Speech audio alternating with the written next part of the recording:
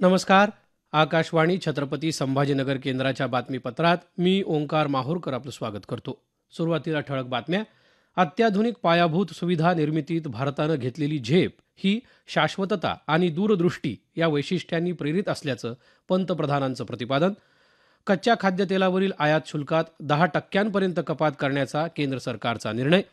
Doctor Babasaheb Ambedkar Marathwada विद्यापीठाचे कुलगुरू doctor विजय फुलारी यांना कर्नल कमांडंट ही मानद पदवी प्रदान.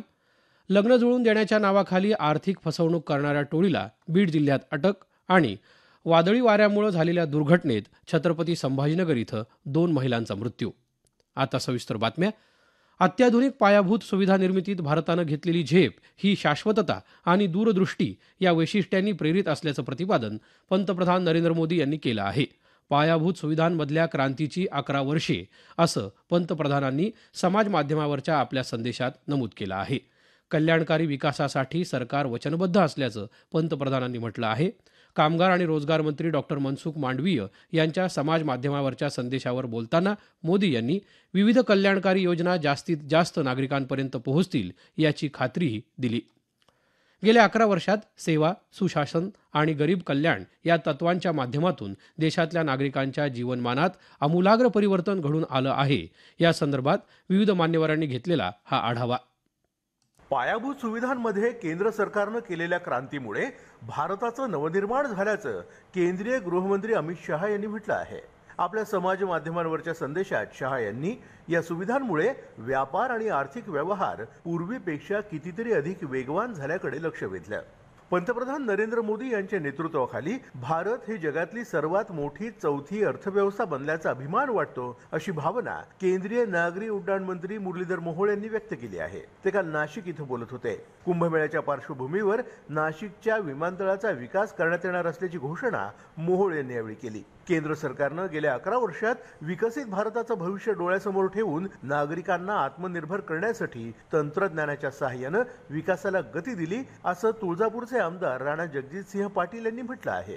ते काल धाराशिव इथं पत्रकार परिषदेत बोलत होते. गेल्या 11 वर्षात धाराशिव जिल्ह्यात झालेल्या विकास कामांचा आढावा घेत सध्या सुरू असलेल्या अनेक योजनांची पाटील यांनी माहिती दिली. छत्रपती संभाजीनगर इथले उद्योजक विवेक देशपांडे यांनीही गेल्या 11 वर्षात दळणवळणाच्या पायाभूत सुविधांमध्ये झालेल्या विकासाचा या शब्दात आढावा घेतला. गेल्या 11 वर्षात मेट्रो 23 शहरामध्ये 1000 किलोमीटर पर्यंत ही सेवा निर्माण झालेली आहे. विमानतळांची संख्या जी 74 होती तीही 11 वर्षामध्ये 160 विमानतळ आता पूर्ण झालेले आहेत. रस्ते, राष्ट्रीय महामार्गाची जी लांबी आहे 9100 किलोमीटर वरनं 1,46,000 किलोमीटर. जागतिक दर्जाच्या वंदे भारत सेवा आणि 1300हून अधिक रेल्वे स्थानकाचा पुनर्विकास काम ह्या 11 वर्षामध्ये मोदीजीच्या सरकारने केलेलं आहे.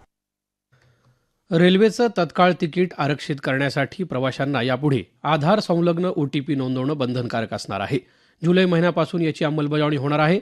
तत्काळ तिकिटांचं आरक्षण सुरू झाल्यावर पहिल्या अर्ध्या तासात रेल्वे एजंटांना तिकीट आरक्षित करता येणार नाही, असा निर्णयही रेल्वे मंत्रालयानं जाहीर केला आहे. कच्च्या खाद्यतेलावरील आयात शुल्क 20 वरून 10% कमी करण्याचा निर्णय केंद्र सरकारनं घेतला आहे. यानुसार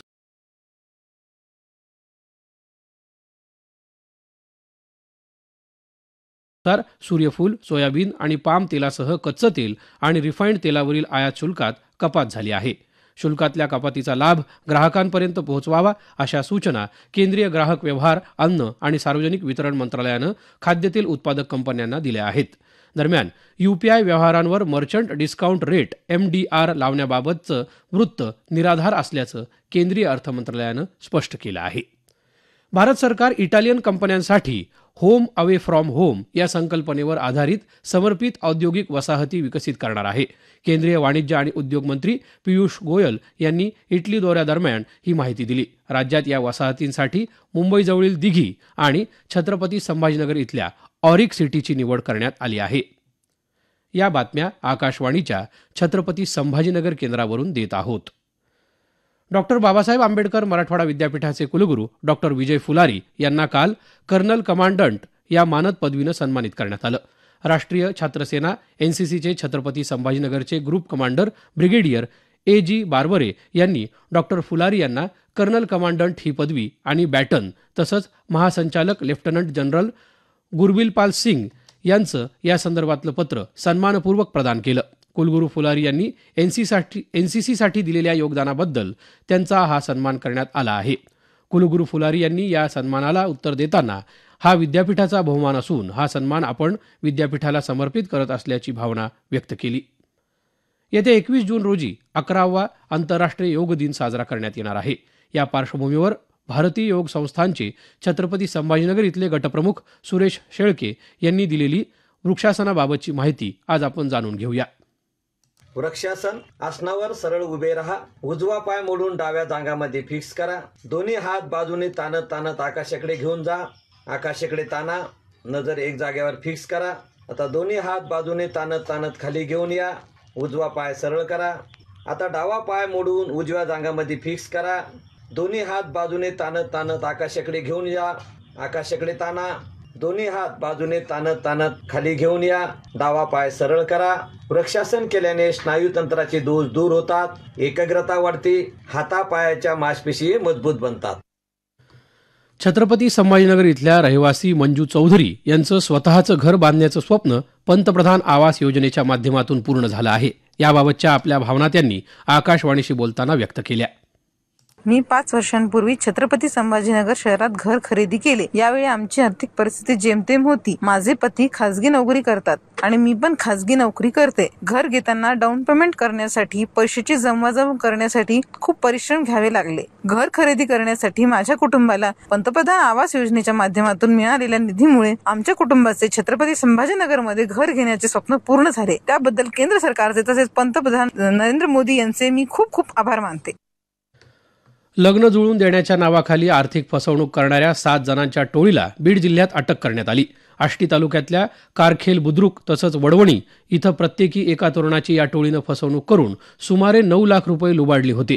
या प्रकरणी तपासादरम्यान टोळी पोलिसांच्या हाती लागल्याचं आमच्या वार्ताहरानं कळवलं आहे.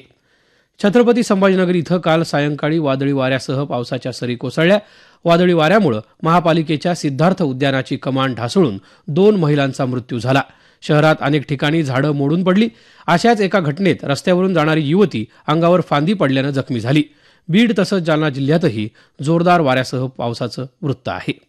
नांदेड जिल्ह्यात वादळी वारे आणि पावसामुळे झालेल्या नुकसानीचे तत्काळ पंचनामे करण्याच्या सूचना नांदेडचे पालकमंत्री अतुल सावे यांनी दिल्या आहेत.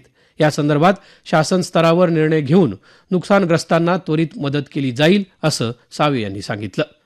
मराठवाड्यातल्या बहुतांश भागात येत्या 14 तारखेपर्यंत वादळी वारे आणि मेघगर्जनेसह हलका पाऊस होण्याची शक्यता आहे. पुढचे 3 दिवस उत्तर महाराष्ट्र आणि मुंबई महानगर क्षेत्र वगळता संपूर्ण राज्यात येलो अलर्ट देण्यात आला आहे. राज्यात 15 जून नंतरच मोसमी पाऊस पूर्णपणे सक्रिय होण्याची शक्यता आहे. त्यामुळे शेतकऱ्यांनी पेरण्या करण्याची घाई करू नये असं आवाहन राज्याच्या कृषी विभागानं केलं आहे. नांदेड जिल्ह्यातील अंगणवाड्यांना सक्षम अंगणवाडी म्हणून विकसित करण्याचा निर्णय घेण्यात आला आहे.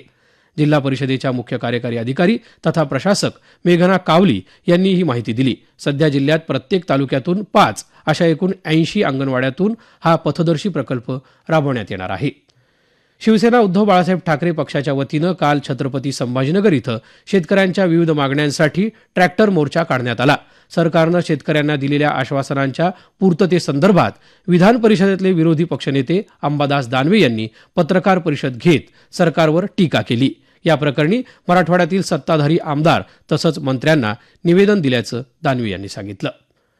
पौगंडावस्थेतल्या मुलींचं मासिक पाळीबाबत समुपदेशन करण्यासाठी लातूर महापालिकेच्या वतीनं विशेष उपक्रम हाती घेण्यात आला आहे. महापालिकेच्या एकूण 16 आरोग्य केंद्रांमार्फत दरमहा 10 आणि 11 तारखेला हा उपक्रम राबवण्यात येईल. काल या उपक्रमांतर्गत 544 मुलींना मार्गदर्शन करण्यात आलं. हुजूर साहेब नांदेड ते पंजाबच्या फिरोजपूर कॅन्ट जंक्शनपर्यंत नवीन साप्ताहिक रेल्वे सुरू करण्यात आली आहे. ही रेल्वे येत्या 15 जून पासून दर रविवारी सकाळी नांदेडहून तर फिरोजपूरहून दर शुक्रवारी दुपारी सुटणार आहे. शेवटी पुन्हा ठळक बातम्या. अत्याधुनिक पायाभूत सुविधा निर्मितीत भारतानं घेतलेली झेप ही शाश्वतता आणि दूरदृष्टी या वैशिष्ट्यांनी प्रेरित असल्याचं पंतप्रधानांचं प्रतिपादन. कच्च्या खाद्यतेलावरील आयात शुल्कात 10% कपात करण्याचा केंद्र सरकारचा निर्णय. आणि वादळी वाऱ्यामुळे झालेल्या दुर्घटनेत छत्रपती संभाजीनगर इथं 2 महिलांचा मृत्यू. याबरोबरच हे बातमीपत्र संपलं. आमचं यानंतरचं उर्दू बातमीपत्र सकाळी 9 वाजता. नमस्कार.